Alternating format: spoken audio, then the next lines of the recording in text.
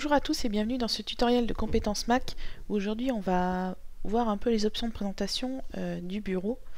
Donc pour afficher les options, il faut aller dans le menu présentation et afficher les options de présentation ou faire directement commande J.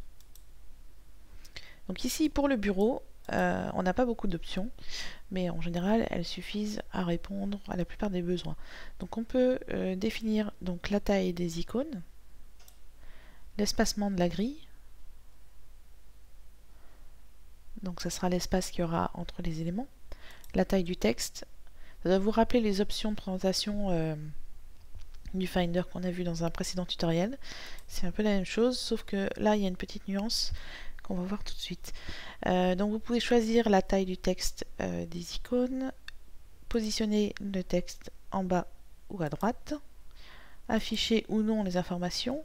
Donc cette option est pratique pour les images puisqu'elle vous affiche les dimensions en pixels, ou les dossiers puisque ça vous affiche les éléments le nombre d'éléments qu'ils contiennent. Par contre pour le disque dur, là ça sert quasiment à rien puisque on ne peut pas lire toutes les informations. Vous voyez, il y a des petits points ici, donc il n'y a pas la place même en espaçant la grille au maximum. Donc l'aperçu à la place des icônes, voilà, si c'est coché, vous voyez les deux images ici. Si c'est coché, vous voyez l'image à la place de l'icône générique du fichier. Ensuite, on a une option pour trier les fichiers.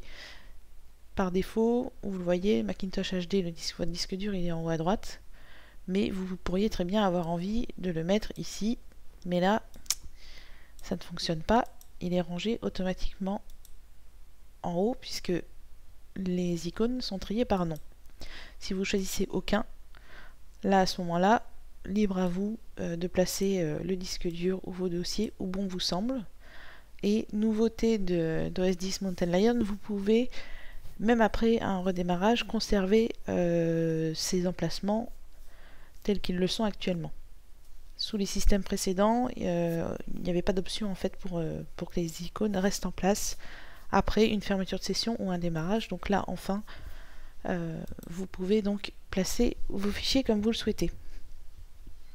On peut bien sûr les trier, bien sûr comme d'habitude, par nom, date de modification, date de création, etc.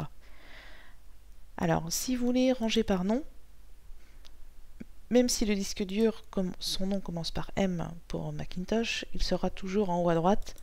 Même si vous le renommez, il sera toujours positionné comme ça, c'est ainsi que c'est conçu. Voilà, donc n'oubliez pas, pour garder vos icônes comme vous le souhaitez, vous choisissez aucun, trié par aucun, et voilà, ils resteront à la place que vous leur avez donnée. Donc je vais refermer la fenêtre. Vous avez également, pour aller plus vite, au lieu de passer par les options de présentation, vous pouvez faire aligner, trier par, pardon, parce que aligner et trier c'est différent. Donc là, on n'a aucun. Voilà, je vous souhaite une bonne continuation sur votre Mac.